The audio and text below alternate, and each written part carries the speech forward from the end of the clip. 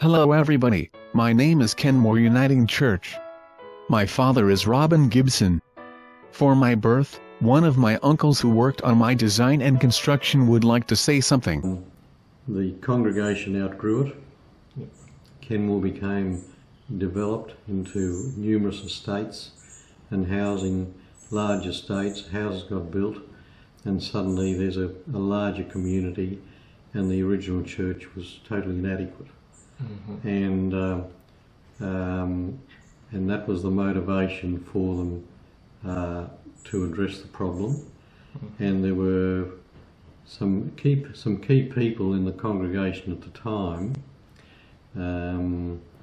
who I recall were very good at, they had a business background, and and they could put forward substantial arguments why something should be done now rather than later. I had a predecessor, but he was too small. When they built me, my community moved to a new address. I have many special qualities.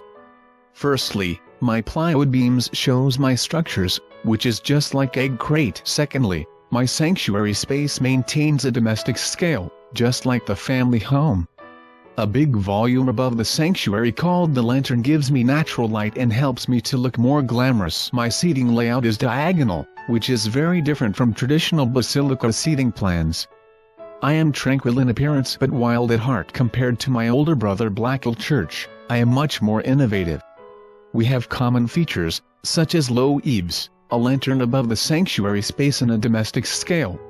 Contrary to my innovative diagonal seating arrangement, my older brother has a more traditional seating, with a central aisle, perpendicular to the main entry. Furthermore, some of my peers in Australia, like Methodist Mariba Church, Holy Trinity Lutheran Church and Our Lady of Dulles Catholic Church, all of them look similar to me more or less. Back to my features, the deep verandas are just like my head to provide shadow and shade for me so that I won't be tanned by fierce sunlight in Brisbane. These planter walls were used to enable my privacy from outside.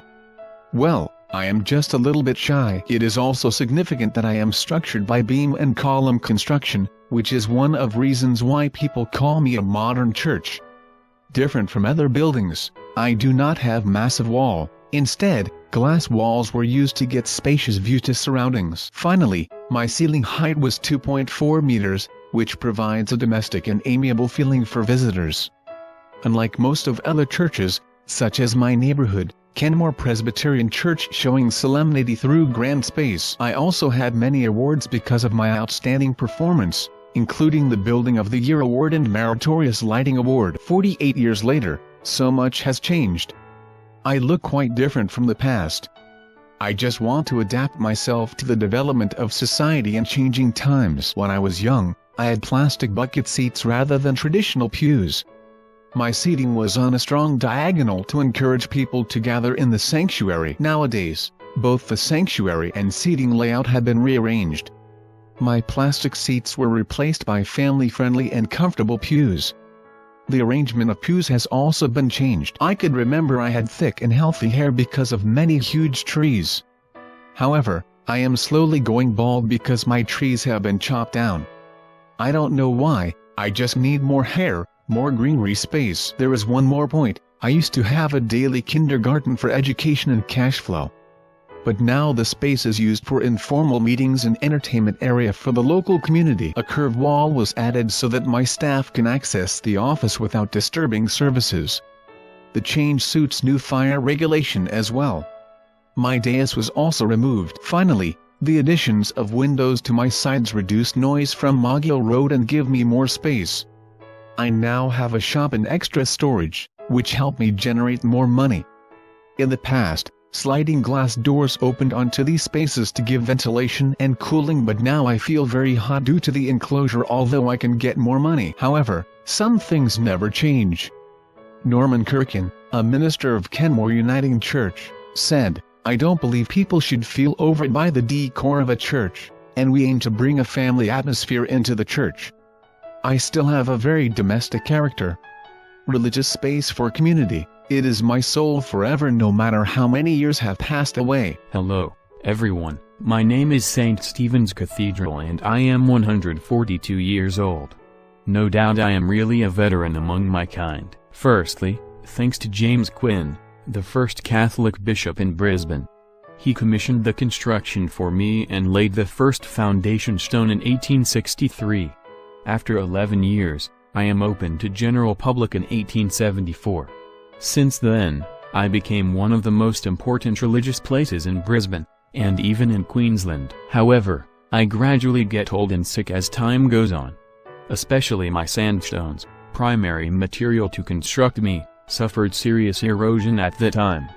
And then one day, architect Robin Gibson played the role of a doctor to treat me, and the construction process is from 1989 to 1991. After the treatment period, I got the rebirth and reopened to the general public in 1991. My body got stronger and healthier after that. At first, to my damaged sandstones of spires were replaced by the strong concrete materials. Secondly, old sanctuary was renovated by Robin's design works, including the altar, embo and cathedral. In addition, a very excellent organ suspended over the sanctuary was also Robin's masterpiece, and the console is movable and the action is entirely electric. Besides, a significant extension was done at the end of East, namely, construction of Eucharist Chapel, which provides more space for praying. A traditional Gothic form of an arched flying buttress was used at the back of the chapel, which is an elegant piece of contemporary design. It both expresses its contemporary purpose and speaks to the Gothic architecture of last century. Finally, the removal of the overhanging balcony allows the height and beauty of the original stone arches of the nave to be revealed immediately to the worshipper from the entrance doors in the west front. Furthermore, I was given a steel and glass cloister to connect me in St. Stephen's Chapel. Different from traditional cloisters, this modern-style cloister actually suffered controversial because the style of the cloister looks quite different with mine. By the way, Warren Langley took part in the design team and completed the design of apse window in Eucharist Chapel. For my younger brother, St. Stephen's Chapel, Robin was responsible for his renovation in 1999, which includes repairs of lighting, stonework and furniture. Robin also invited John Elliott, an artist, to make an excellent sculpture called Mary MacKillop in the chapel. From beginning to the end, my renovation project evoked so many media's attention and became a very influential concern at the time. Furthermore, the project also won the Meritorious Lighting Award. Nowadays, I had become two of Brisbane's most respected and best-loved spiritual centers. People go there for praying, chorusing and wedding. Thank you, Robin.